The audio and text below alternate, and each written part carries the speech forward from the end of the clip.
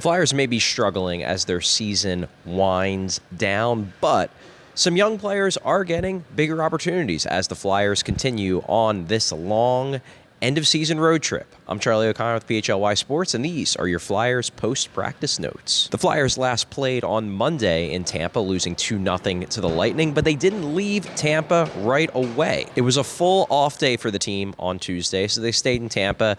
I assume some guys went to the beach. You definitely saw some players that looked like they might have gotten a little sunburned at practice today because they did practice in Tampa on Wednesday morning before flying up to D.C. to take on the Capitals on Thursday night. Now, it's no secret the Flyers are struggling as their season comes to a close. They only won one game on their 7-game homestand, and they lost the first game of this road trip that will end mid-next week. That said, amidst the struggles, some young guys are getting big opportunities to show what they can do and to grow potentially into new roles for the future. Two guys in particular, Bobby Brink and Jamie Drysdale. Against Tampa, Brink got a whopping 21 minutes and 37 seconds of ice time. Jamie Drysdale has become a nightly 20-minute-a-night defenseman. John Tortorella said about both players today after practice that he pushed both of those guys hard over the past couple years, and I think he's finally starting to see the rewards of all that pushing. Drysdale's game clearly still trending upwards. He's making more plays.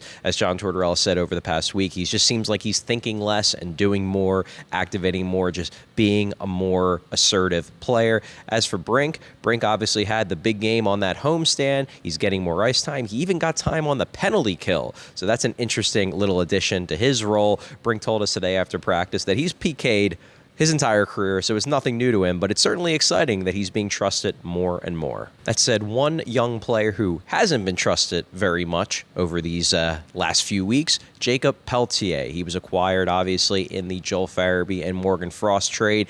He didn't even get 7 minutes of ice time against Tampa. He's been plying his trade on the fourth line right now with Rodrigo Abels and Nick Deslauriers. That said, it does seem like Pelletier's energy is becoming more apparent. He was very active, actually, in the 5-0 loss to Carolina.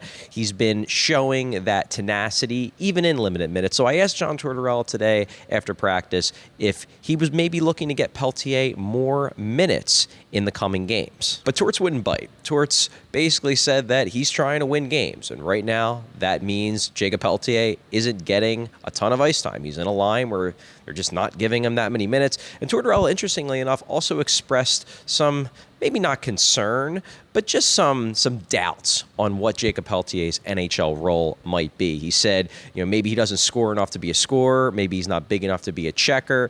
He seemed like he was a little worried that Jakob Pelletier might fall into that AHL, NHL tweener spot that players obviously like to avoid being in so that they can become full-time NHL players. It doesn't seem like John Tortorella yet is fully sold on Jakob Pelletier, and the ice time is showing it. As for Flyers injuries, Rasmus Ristolainen, again, did not practice with the team, so it doesn't seem like he is on the verge of a return.